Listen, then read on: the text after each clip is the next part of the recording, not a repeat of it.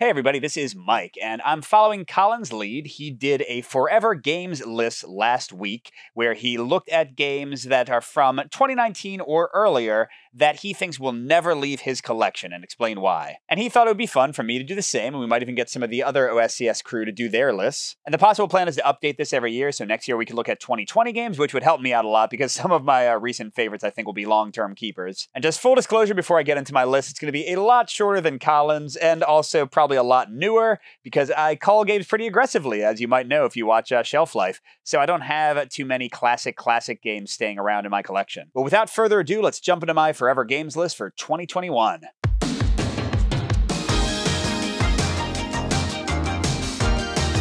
So going from oldest to newest, my first game is from 2016, so clearly I am a subscriber to Cult of the New, I guess. And this one should be no surprise for most. Arkham Horror, the card game, Arkham Horror, the LCG. This is my #1 game of all time. I have so much stuff, so many expansions, so many hundreds of dollars dropped into this one, and that by itself is almost a reason to keep it. But beyond that, I love the game. I still haven't introduced it to my son yet, but I'm really excited for when we start playing it together. I think that'll be a lot of fun. Compared to the other cooperative LCGs from Fantasy Flight, Lord of the Rings, and Marvel Champions, I think this one has the least focus on deck construction, and it really feels more like an adventure board game than an LCG a lot of the time, but honestly, that totally fits my preferences. I don't really like constructing decks that much. I much more like building one deck and taking it through a full campaign and leveling up in minor ways, which is exactly what Arkham Horror gives me. I'm also a big fan of the old Lovecraft stories, so I find the theme exciting. And yeah, this one just has great gameplay, great story, great narrative, and I put so much money into it that I don't expect it to ever leave my collection. Although I have stopped collecting new expansions, and I'm not sure if I'll buy any more.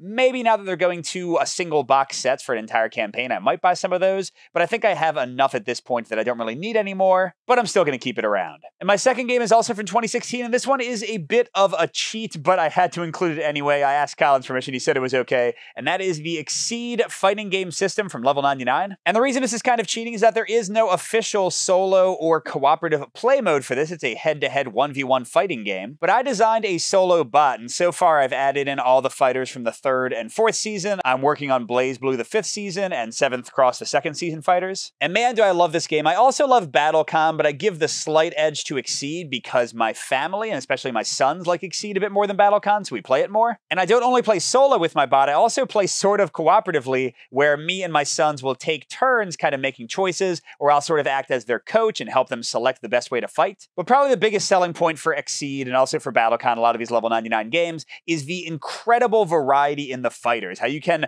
just stick with one fighter and really learn their intricacies and play them time and time again. I definitely had like my main fighters and my main opponents, where we would do the same matchup 20 times in a row. But if I want to, I think at this point I own like, oh my gosh, 70 fighters or so, and I can switch it up and just try whatever crazy combos, whatever crazy matchups I like. The bot makes that even easier. Of course, I can take any new fighter against one of the bots and just play them out. And I do even sometimes play this competitive against my sons, and that's a blast too, as long as they don't lose by too much. I don't want to make them sad. But yeah, level 99 fighting games are among the best in the business for me, and I think Exceed might be my favorite of the lot. Getting into 2017, my next Forever game is one that I culled once upon a time, and then got back into with a review copy from Chip Theory Games, Too Many Bones. And this is such a weird one. I've talked about this before, but I mostly played it solo, which I do not think is the best way to play it. I think it shines with 2 to 3 heroes. I was also playing the first edition, and while the rulebook's never been fabulous, the first edition rulebook was way worse, so it was really frustrating to play. You didn't have all of the easily accessible like Facebook groups and stuff to help you out with rules questions like you do now. So I was definitely annoyed by the game when I first played it, but luckily I gave it a second chance.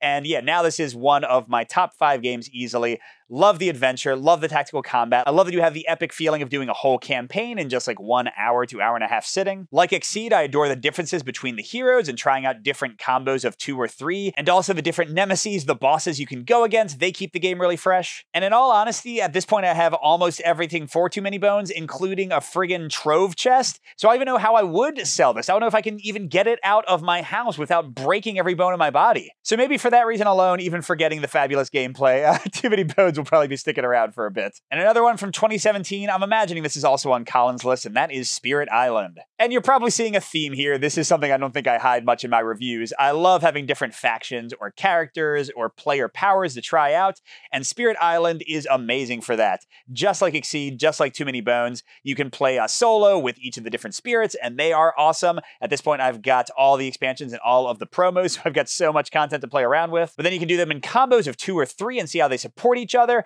You can try out all the different opponents, all the different nations you can go against. They have tons of scenarios. I mean, this has so much play in it. My family likes it. My game group likes it. No reason to get rid of this one at all. I think it is fabulous. One of my top 5 games easily, and one that I expect to keep for the long haul. And I've got one more game from 2017. This was a good year, and that is Codenames Duet. And I'll be honest with this one, I'm kind of lumping in the whole Codenames pantheon, if you will. But Duet was the first one that was entirely cooperative, and I love the quick play of this. This is one I'll break out with my wife, with my kids, with light game groups. And something I especially appreciate about Codenames Duet compared to competitive Codenames is that in competitive, while you're waiting for someone to think of a clue, there's not really anything for you to do, so you have tons of downtime. Whereas in Codenames Duet, because you can be thinking of your clues at the same time that you're waiting for them to do theirs and trying to guess, you almost have entirely simultaneous play. The games go very quickly, and it's just so much fun. I'll play with both the word sets, and I also have codename pictures, so I'll throw in the pictures cards, but use the Duet rules. And yeah, this remains one of my top party games, one of my favorite games in general. And finally, the newest game on my list, and another one that I love solo, another one that I love playing with my son. He's a really big fan of it, and that is Heroes of Tenefyr. And you might have heard about this recently in Colin's top deck builder games. I think this is a fabulous deck builder. Now, it's not a great deck builder in terms of combos and strategy,